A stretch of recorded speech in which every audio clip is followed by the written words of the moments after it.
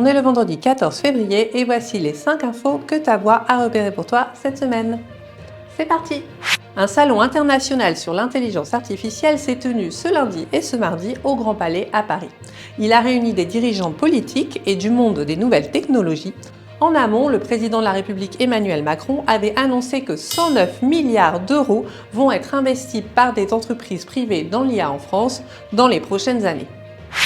Le président américain Donald Trump a annoncé mercredi le début de négociations immédiates pour mettre fin à la guerre en Ukraine après une conversation téléphonique d'1h30 avec son homologue russe Vladimir Poutine. Donald Trump s'est également entretenu avec Volodymyr Zelensky, le président ukrainien. Ils ont évoqué les possibilités pour parvenir à la paix. Un suspect a été mis en examen mercredi pour le meurtre de la jeune Louise, 11 ans, survenu à Longjumeau en région parisienne samedi alors qu'elle rentrait de son collège. Le jeune homme de 23 ans, sujet à des crises de violence, a avoué le crime. Il a expliqué être sorti de chez lui pour racketter quelqu'un après une altercation en ligne sur le jeu Fortnite.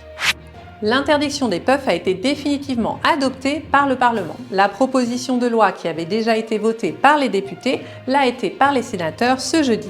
La France devient donc le deuxième pays de l'Union européenne après la Belgique à interdire les cigarettes électroniques jetables. Une semaine après sa sortie, le film God Save the Tuche a déjà dépassé le million de spectateurs en France. Il s'agit du 5e volet de la saga des Tuches, en partie tourné dans la région. Et toi, tu vas aller le voir pendant les vacances ? C'est terminé pour les infos de la semaine. À ta voix, on te souhaite une bonne Saint-Valentin et on te dit à la semaine prochaine.